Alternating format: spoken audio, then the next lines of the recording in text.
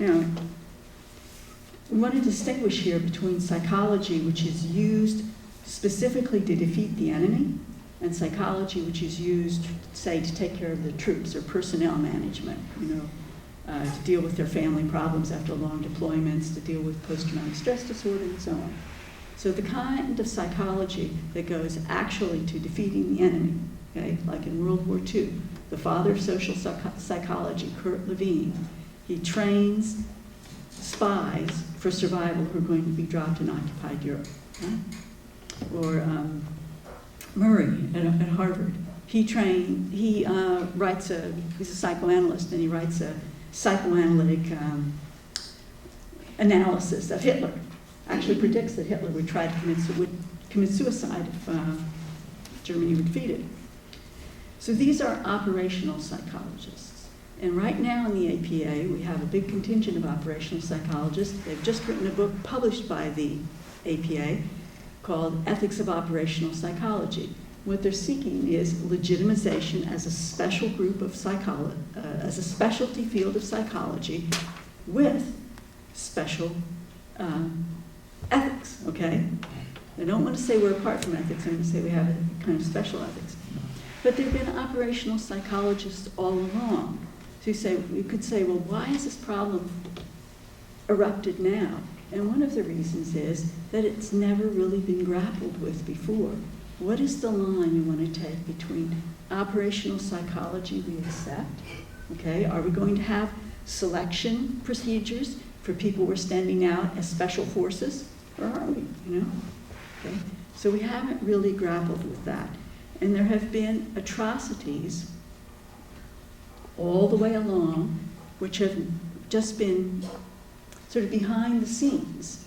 For example, at the Nevada test site, psychologists conducted hazardous psychological stress experiments on soldiers there, telling them, well, the radiation is no problem, They created amnesia in agents for secret and illegal missions in Southeast Asia.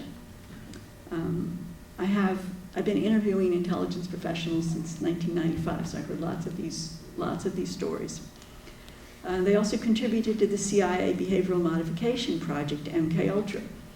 And a 1977 Senate investigation described this one sub-project that called for 3 research teams. This is scientific, okay, we had a control group and everything. 3 research teams to compare various combinations of straight interrogation, hypnosis, and drugs on soldiers who had denied allegations known to be true. Now, this came out a little bit. What I know of is there's an APA magazine, kind of professional magazine, not a journal, but just the magazine, the Newsy magazine. And the sister of the journalist who had brought MKUltra to light named eminent psychologists who had been working in this program.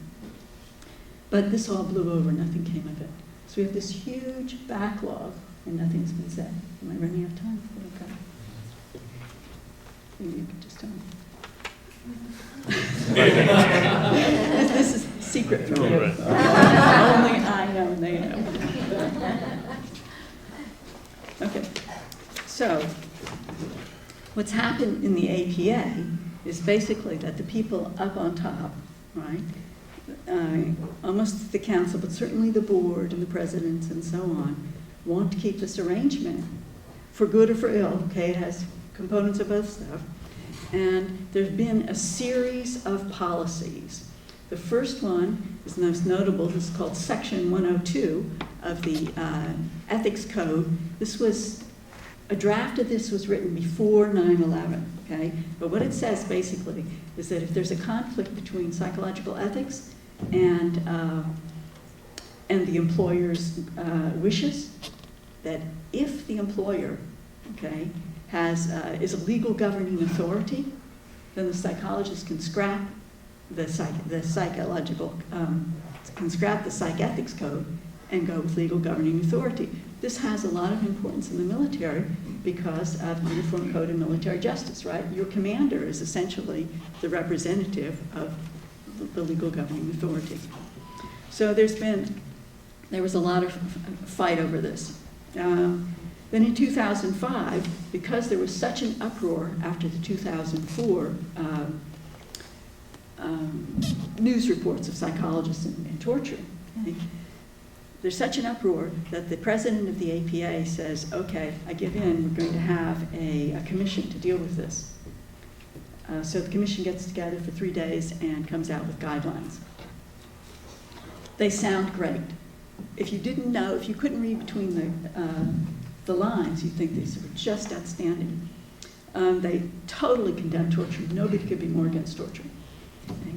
However, they agree that psychologists have a vital and ethical role to assist in protecting our nation and other nations. That's obvious. And that the role of the psychologist is to make sure that the interrogations are legal, ethical, effective, and something else. Anyway, that they do it right. The main thing is here, oh, and they also affirm that section 1.02. Okay? Now, the opponents looking at this are tearing out their hair, and they're saying, my God, you say that psychologists can be in these places? Once the psychologist is there, they're beyond the arm of the APA or any of the state licensing board or anything. That's the whole deal, whether they can be there or not. You know, all this other stuff doesn't matter. And then add 1.02 on top of it. Okay, so the uproar doesn't die down. Okay, a lot more fights. Finally, this is really grassroots. The APA has in the bylaws, has a provision for a petition referendum. If you can get 1% of the members of the APA to sign on, okay, you can have a referendum. And the referendum is to the effect that psychologists cannot be in these places which are outside of international law, which are not upholding international law with the assisting interrogators. Okay, cannot be there. And everybody in the administration of APA is totally against it. Even the Division of Peace Psychology waivers, okay? But it passes. Amazing, it passes. President Kasdan, president of the APA at the time, writes a letter to President Bush and says, you know, this is what we passed. And basically, nothing happens, okay? So we have the November 2010 APA website, sums it all up and says, the American Psychological Association's position on torture is clear and unequivocal.